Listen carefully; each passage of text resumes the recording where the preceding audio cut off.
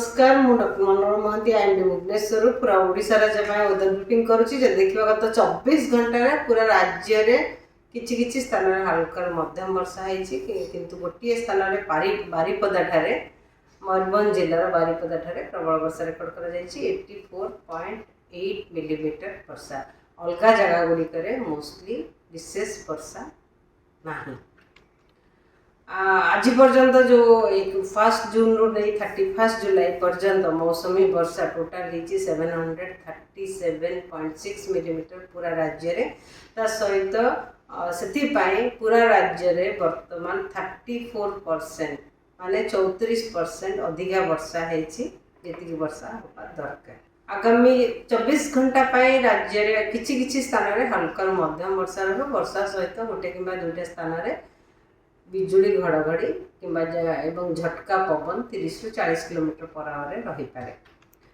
काली भी राज्य रे किछि स्थान रे हल्का मध्यम वर्षा रहबो ता सहित गोटे किंबा दुईटा स्थान रे वर्षा सहित बिजुली घड़घड़ी किंबा एवं झटका पवन 30 ରୁ 40 किलोमीटर पर आवर रहिबार संभावना रही।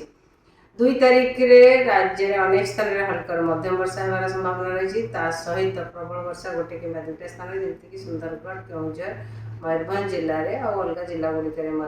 वर्षा सहित गोटे किंबा दुईटा स्थान में बिजुली घड़घड़ी और झटका पवन 30 ରୁ 40 किलोमीटर पर आवर रही पाए। 3 तारिख रे राज्य में अनेक स्थान में हल्का मध्यम वर्षा रही संभावना रही सहित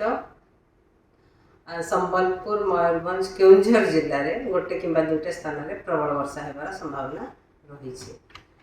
4 तारिख रे राज्य में अनेक स्थान में हल्का मध्यम वर्षा रही अनेक स्थान में सहित प्रबल वर्षा गोटे कि दुईटा स्थान में जमीक मयूरभंज केउंझर सुंदरगढ़ रायगड़ा कलाहांडी नवरंगपुर कोरापुट और मालकानगिरी जिले में रही संभावना रही। 5 तारिख रे राज्य अनेक स्थान में हल्का मध्यम वर्षा सहित गोटे कि दुईटा स्थान में प्रबल वर्षा हो पारे जमीक मयूरभंज केउंझर सुंदरगढ़ कंधमाल रायगड़ा कोरापुट मालकानगिरी जिले में। 6 तारिख रे राज्य में किछि स्थान में हल्का मध्यम वर्षा किंतु प्रबल वर्षा आमर दक्षिण ओडिशा मोस्टली नवरंगपुर कलाहांडी कंधमाल रायगड़ा कोरापुट मालकानगिरी सहित मयूरभंज केउंझर सुंदरगढ़ में गोटे कि दुईटा स्थान में प्रबल वर्षा होगार संभावना रही।